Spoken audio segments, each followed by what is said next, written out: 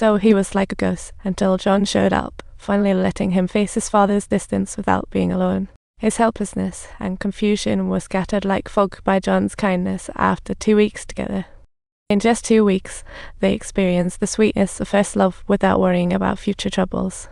They just needed to enjoy the happy times, but 2 weeks later, John's vacation was ending, and he had to return to the army. Savannah needed to go back to school, and I just want to make sure my days after school won't be boring. Ensure what? Have you already made a promise? Right before he left, the father didn't say much, just stood silently by, unsure how to show his love. Watching his son leave without even a hug, little did he know that this would become John's farewell to Savannah. John gave Savannah a promise deeply rooted in love, one that only lovers would dare to believe in. In absent days, they shared life's details via letters, as if still beside each other. Each letter was like a precious treasure carefully saved, waiting for the next meeting. Looking forward to reading each other's words and reuniting, they gazed at the moon at night to express longing. But this love took a twist before John's discharge when he received a letter from Savannah. However, this letter meant breaking ties. Oh my, what am I saying? Turns out she had made up her mind to sever all ties with him, and I understand, without a doubt, this is the hardest thing for me. I used to think my life was meaningless without you. After reading the letter, John was crushed. The world lost all its color in an instant. He felt the letter tremble in his hands as memories rushed back like a tidal wave. The laughter they shared turned into the sharpest thorns, stabbing at his heart painfully. Finally, he picked up the bucket of memories and walked to the trash can, tossing in each letter.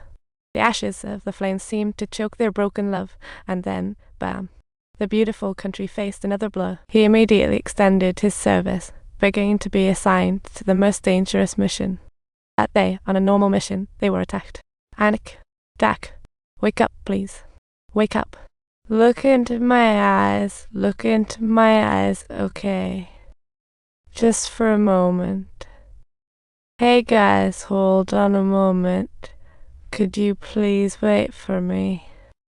Luckily, the bullet didn't hit anything fatal. It only grazed his shoulder. After recovering for a bit, he rushed to put on his uniform and head back to the unit. His well-meaning but his suggestion to retire and go home was shot down by John. Losing the girl he loved, with only an autistic father at home, the double pressure left him feeling detached from his hometown. You know what? Did you know? I might only be able to do this job. I'll play with you, Jack. Then brave John took off on his next adventure. But surprises always come out of nowhere. That day, the army told him to rush home. The doctor told him his father had collapsed from a stroke, but they had no idea how long he had been out, which made things worse. At that moment, John felt a deep sense of guilt and regret. He really should have listened to the captain and gone home. Back at the empty house, he couldn't hold back his tears. There were no more warm loaves, just the various coins his father had collected. John was deeply troubled by his pain, but couldn't find the right words to express it. So he decided to pour his feelings onto paper in the form of a letter, intending to read it aloud to his father once he awoke from his slumber. At that moment, all resentment between them vanished into thin air.